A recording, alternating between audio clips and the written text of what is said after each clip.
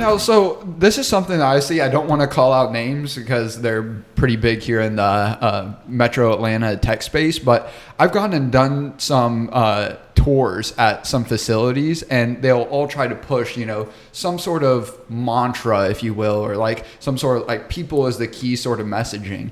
And on one hand, of course, you want to have like a culture that is adopted by the people within that organization, or in the case of like a co-working space, the people that work there, even across organizations.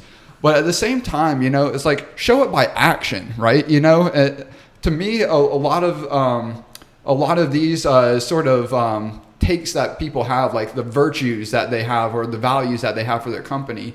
It's great that you have it in writing and you put it all up on the walls and everything. But if you're really having to hammer it home all the time, just verbally, it's almost like it's fake, right? For lack of a better way to frame it, where it just seems kind of disingenuous versus, and I'm not saying in the case of like the key example, have you seen any examples in your work history where it maybe goes over the edge of being like, hey, this is a good value that we want to instill in people versus, hey, this is maybe a good value we want to instill in people, but it's really just kind of lip service?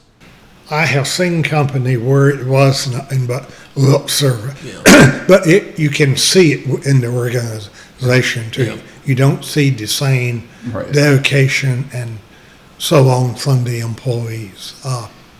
Because, and most people though, I will say that most people, I think, really believe in some sort of culture, right, where it on the wall, where people are the key or whatever.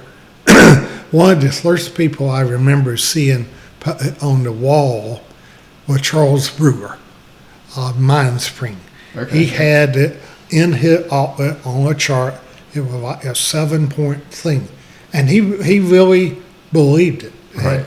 And he didn't push it, but right, it was there just as saying, this is what I believe. Right.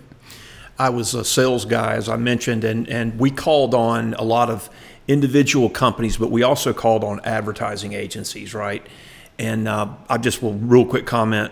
I could go in and meet with a media buyer, which is a person down the totem pole, right? They have the media department and then the accounts department. The accounts guys work with the clients, the advertising agency's clients.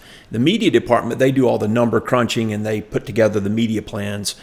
And you have these media buyers, and then you have supervisors, and you have a media director, and the media director usually reports to one of the top officers of the company.